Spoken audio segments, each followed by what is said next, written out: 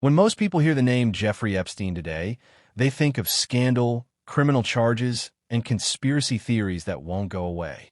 But before his name became infamous, Epstein spent decades building a career and a reputation that placed him in close proximity to some of the most powerful people in the world: politicians, royalty, business leaders, academics, and celebrities. The story of how he entered those circles is essential to understanding the depth of his relationships later in life. From Brooklyn to the world of finance. Jeffrey Epstein was born on January 20th, 1953, in Brooklyn, New York, and grew up in a middle-class neighborhood. He attended Lafayette High School and later took college courses, but he never actually earned a degree, a fact that surprises many given the elite company he would keep later in life. In the mid-1970s, Epstein was hired to teach math and physics at the Dalton School, a prestigious private school in Manhattan. It was there that he first crossed paths with influential families in New York. One of those connections proved crucial. The father of a Dalton student recommended Epstein for a position at the investment bank Bear Stearns. In 1976, Epstein left teaching and joined the firm, where he specialized in advising wealthy clients on tax strategies. This was his first real entry point into the world of high finance and high society, becoming a financial fixer for the wealthy. Epstein's career at Bear Stearns was short-lived, but it gave him a valuable reputation. He was the man who could quietly solve complex financial problems for the rich. By the early 1980s, he founded his own firm, J. Epstein and Company, reportedly managing assets for clients worth over $1 billion. Unlike traditional investment managers, Epstein's firm had a secretive, exclusive aura. He claimed to only work with a small handful of the world's wealthiest individuals. This exclusivity was part of his strategy. By making his services rare and difficult to access, Epstein increased his desirability in elite circles. He marketed himself not just as a financier, but as a gatekeeper, someone who could introduce clients to a world of private jets, rare art, and insider connections. The Les Wexner connection. One of Epstein's most important relationships was with Leslie Wexner, the billionaire founder of L Brands, which owned Victoria's Secret, Bath & Body Works, and other major retail brands. Wexner met Epstein in the late 1980s, and the two quickly developed a close business and personal relationship. Wexner even gave Epstein power of attorney, an extraordinary level of trust, which allowed Epstein to make financial decisions on Wexner's behalf. Through Wexner, Epstein gained not only wealth but also credibility in business circles. Wexner's endorsement acted as a stamp of approval, helping Epstein open doors to other wealthy individuals, corporate leaders, and political figures. Cultivating a network through lifestyle. Epstein's growing wealth allowed him to purchase multiple properties: a private island in the U.S. Virgin Islands, a massive Manhattan townhouse, a ranch in New Mexico, a Paris apartment, and a mansion in Palm Beach, Florida. These residences weren't just personal luxuries. They were tools for relationship building. He hosted lavish parties and private gatherings, inviting politicians, scientists, artists, and celebrities. Guests would mingle in settings far removed from the public eye, with Epstein acting as the host who could introduce you to someone you really should meet. This was the foundation of his network, a carefully curated blend of business, pleasure, and exclusivity. Early political connections. By the early 1990s, Epstein was appearing at events alongside major political names. He was photographed with Bill Clinton, who would later fly multiple times on Epstein's private jet for Clinton. Foundation-related trips. Donald Trump also knew Epstein from the Palm Beach social scene, with the two appearing together at parties during the 1990s. At the time, these relationships seemed like nothing more than standard networking between wealthy individuals and public figures. What made Epstein unusual was not that he knew politicians. Many financiers do, but that he cultivated connections across political lines. He could host Republicans and Democrats, CEOs and royalty, scientists and supermodels, all in the same room. Connections to academia. Epstein had a fascination with science and intellectual circles. He donated large sums to Harvard University, which named a building space after him for a time, and funded various scientific research projects. He also cultivated friendships with prominent academics, some of whom attended private conferences or dinners he hosted. These connections served two purposes. They gave Epstein a veneer of respectability in elite educational circles, and they helped him meet even more influential people. His homes became places where Nobel Prize winners could chat with former presidents, a dynamic that only deepened his influence. Building the image of an insider. By the late 1990s, Jeffrey Epstein had perfected his role as a connector. He was no longer just a financier. He was a man who could provide access to money, to power, to other people. Many in his network likely had no idea about the darker allegations that would later surface. At the time, his public image was one of sophistication, intelligence, and generosity. This ability to project respectability while moving in such varied circles is key to understanding how Epstein's relationships became so extensive and so resilient, even after his first run-in with the law. They told us Columbus discovered America in 1492. They never told us what he actually found, because by the time Columbus arrived, America had already been discovered by its own people thousands of years earlier. Let's rewind the clock. Not 500 years, but 13,000 years. Long before Columbus, before the Vikings, before the pyramids of Egypt were even a thought, the Americas were already alive, thriving, built upon civilizations that had mastered astronomy, agriculture, engineering, and diplomacy. Take the Mississippian culture, a massive native civilization stretching across what is now the Midwest and Southeast of the United States. At its heart was Cahokia, a city larger than London in the year 1100. Yes, London. It had towering earthen pyramids, a population in the tens of thousands, and a central plaza larger than the Great Pyramid of Giza. Cahokia's people built monumental mounds aligned with the stars, managed intricate trade networks, and had complex religious and political systems. Yet most Americans have never heard of it. Why? Because the history we're taught doesn't begin with the people who lived here. It begins with the people who came here. But it wasn't just Cahokia. The ancestral Puebloans of the Southwest constructed vast stone cities like Chaco Canyon with architecture so advanced. Some archaeologists still can't explain how they built it without the wheel, metal tools, or draft animals. These weren't random tribes wandering the desert. These were engineers, astronomers, artists. Their structures aligned with the sun and moon, tracking solstices with mathematical precision. Meanwhile, in the Pacific Northwest, native nations like the Tlingit and Haida carved towering totem poles and navigated the cold sea with canoes capable of holding dozens of warriors. Their society was rich with oral histories, legal systems, and a deep respect for ancestral knowledge. In the eastern woodlands, the Iroquois Confederacy created a powerful democratic alliance. Before there were words, there were glances. Before rings, there were offerings of fire and food. Before poetry, there were two hearts beating quietly beside a fire, learning what it meant to belong. The story of love didn't start in cathedrals or candlelit cities. It began under open skies, in caves, on sun-warmed rocks and dirt paths, when the first humans looked at each other and felt something they couldn't explain, but couldn't ignore.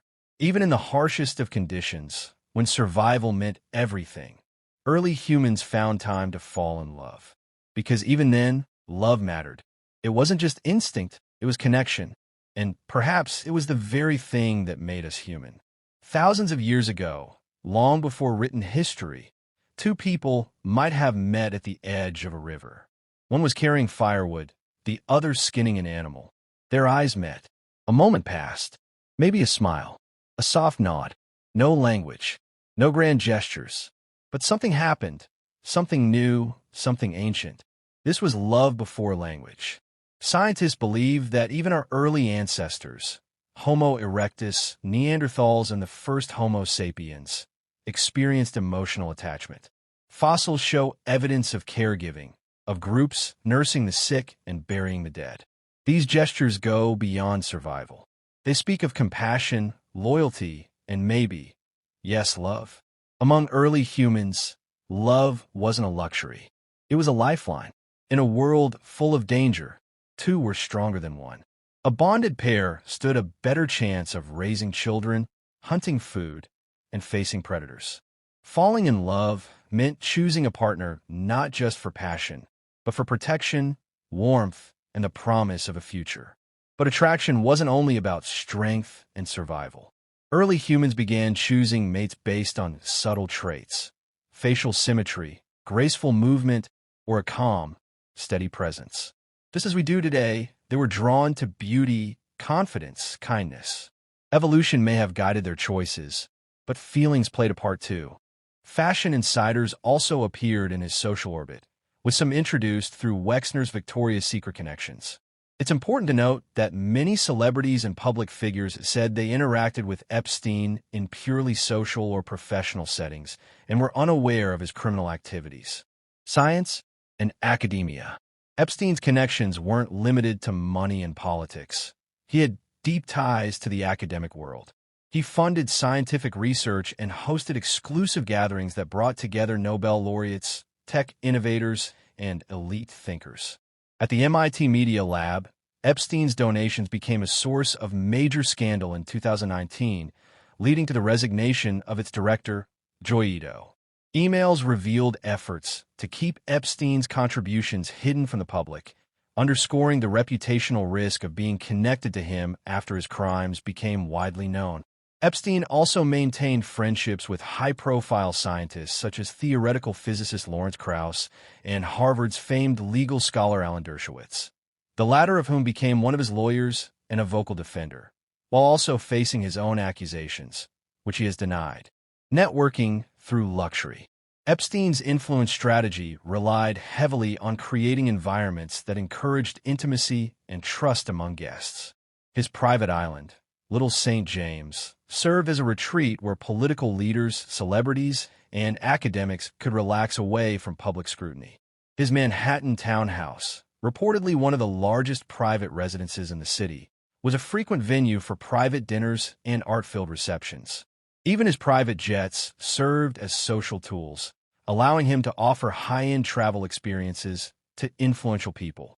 This blending of luxury and exclusivity made it easy for Epstein to create the sense of belonging to an elite club, a club he controlled. Why these connections mattered. The sheer breadth of Epstein's relationships, from presidents to professors. The land of England has always been forged in fire. But after King Edward's death, the embers flared into open flame. His passing left a power vacuum that would ignite a storm of ambition, betrayal, and war, all centered around the throne of a yet unformed kingdom. At the heart of this chaos stands Uhtred of Bebbanburg, the seasoned warrior who has fought through decades of bloodshed for peace and unity. He is not a king, yet no man commands more respect. And yet, as England tears itself apart, Uhtred must decide, is peace still possible, or must 7 kings die for one to rise? King Edward's death does not simply mark the end of a reign. It opens the gates to a ruthless contest for power. Edward's sons, Ethelstan and Elfwerd, are both contenders for the crown. Ethelstan, the elder, is the rightful heir, bold, charismatic, and trained by Uhtred himself. But power rarely bows to blood alone. The factions surrounding the throne are hungry, not for stability, but for dominance. The nobles, the warlords, the rival kingdoms of Scotland, Wales, and beyond, all see Edward's death as their moment. Alliances are made in whispers. Armies are raised in the shadows. And at the center, Ethelstan finds himself under the growing influence of a mysterious and dangerous advisor, Ingelmunder. Ingelmunder, a scheming figure cloaked in both charm and menace, worms his way into Ethelstan's trust, preaching a vision of divine destiny and a united Christian England, but only through blood. With his manipulation, Ethelstan begins to change. The boy Uhtred once mentored is transforming into a zealot, convinced that unity must come through conquest, not compromise. Uhtred watches this unravel with growing dread. Though he has reclaimed Bebbanburg, his ancestral home, and sworn to remain neutral, the storm is coming to his doorstep. He wants peace, but the kingdom is spiraling toward war. His loyalties are torn, between the land he loves, the young man he raised like a son, and the truth he knows, that this path will lead to ruin. Meanwhile, the prophecy begins to circulate, a chilling legend whispered in the halls of kings and the mouths of commoners alike. 7 kings must die before England is united. It is not merely a riddle or myth. It becomes a dark foreshadowing of what is to come. Ethelstan, now convinced he is chosen by God, starts to believe that this prophecy must be fulfilled, and he's willing to spill blood to make it so. Uhtred, ever the warrior, ever the realist, knows that prophecies are just words until men start dying to make them come true. With the kingdoms on the brink of all-out war, Uhtred is forced to pick up his sword once again. But this time, it's not about glory or vengeance. It's about stopping a war that could drown England in endless bloodshed. As armies march and kings maneuver, a great question hangs in the air. Who will shape the future of England? And at what cost? What begins as ambition slowly turns into tyranny. Ethelstan, the once humble prince mentored by Uhtred, now wears the crown with a fist of iron. His dream of a united England becomes an obsession, and anyone who questions his divine right is branded a traitor or worse, a heretic. Ingelmundr, his shadowy advisor, fuels this madness with whispers of destiny and divine rule. Under his guidance, Ethelstan wages war not just against rival kings, but against anyone who refuses to kneel. Christian zealotry becomes the banner under which his conquests are justified. Pagan temples are burned. Nobles are executed without trial. Even his own brother Elfweard is slaughtered, eliminating any threat to his throne, but also signaling to all other rulers that mercy is dead. The kingdoms of Alba, Strathclyde, Orkney, and Wales watch with alarm. Ethelstan's expansionist vision threatens the fragile balance of power. One by one, old enemies begin to forge unlikely alliances. The Northmen, the Celts, even former Saxon rivals realize they must unite or be crushed under the boot of a king who believes God fights for him. As the continent teeters toward total war, Uhtred is forced to abandon his neutrality.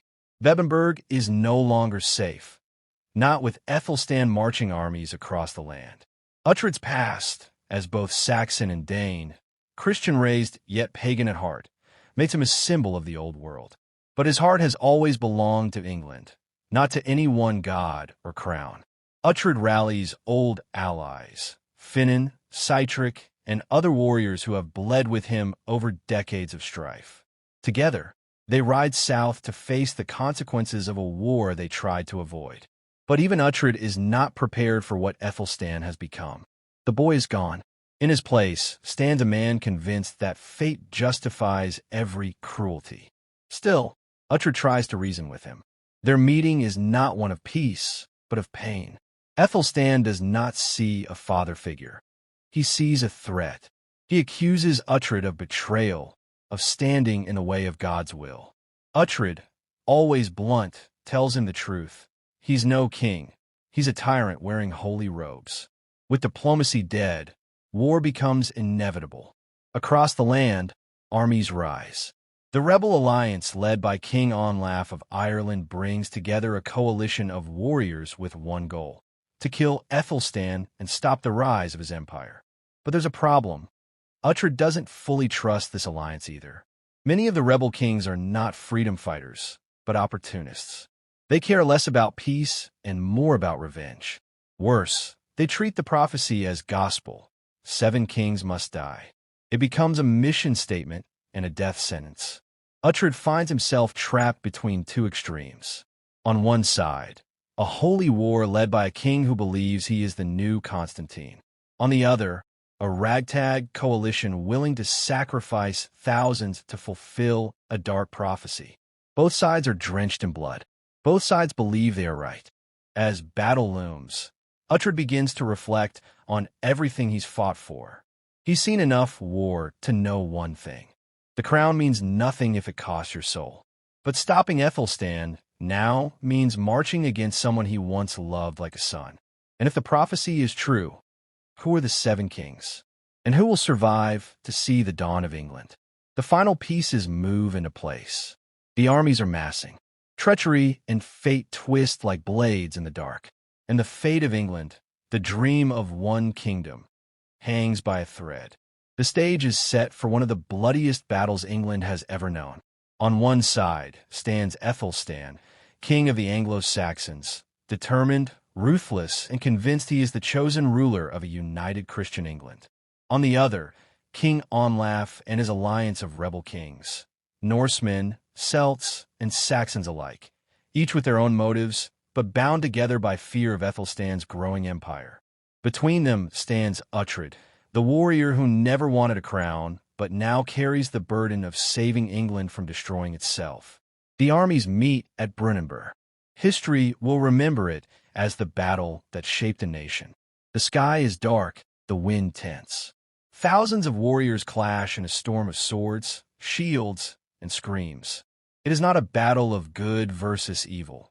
It is a battle of legacies, a belief, a vengeance. Uhtred fights not for power, but for peace. He knows that neither side can win without losing everything. But fate has other plans. In the chaos of war, the prophecy begins to unfold. 7 kings must die, and one by one, the kings fall. The battlefield becomes a graveyard of crowns. Norse kings are slain by Saxon swords. Welsh leaders fall under northern axes. Even Onlaf, though he survives, watches his allies die for a prophecy they barely understood. But what shocks all is the collateral death of not just kings, but bloodlines, heirs, and legacies. 7 rulers fall, and with their deaths, a kingdom is born.